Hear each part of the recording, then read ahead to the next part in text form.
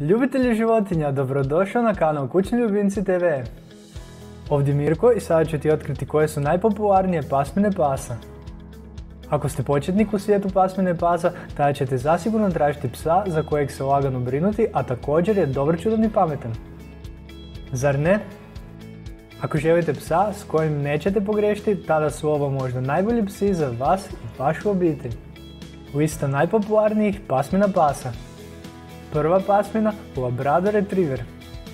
Labrador Retriever je velika pasmina psa koja može težiti oko 20 do 40 kg ovisno o spolu.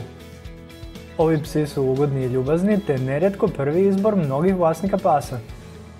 Druga pasmina, Njemački ovčar.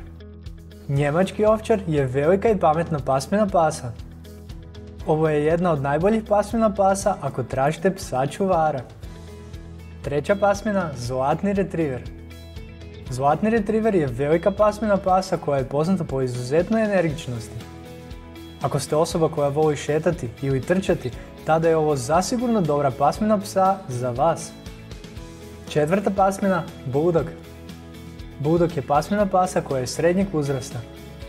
Postoji nekoliko vrsta Bulldoga, američki Bulldog, ovdje engleski Bulldog i francuski Bulldog. Ovi psi su hrabri i mirni. I peta pasmina, Beagle. Beagle spada između male i srednje vrste pasmine pasa. Riječ je o psima koji su jako nježni, pametni i uvijek spremni za igru. Lagano ih je naučiti razne trikove te vam s ovim psima nikada neće biti dosadno. Kako biste saznali više, izradio sam za vas članak savjetima kako odabrati najboljeg psa. Link je u opisu videa. Ako vam je video bio koristan i dobar, kliknite like i pretplatite se kako ne biste propustili nove u budućnosti. Sačuvajmo naše kućne ljubimce zdravima i veselima, lijep pozdrav!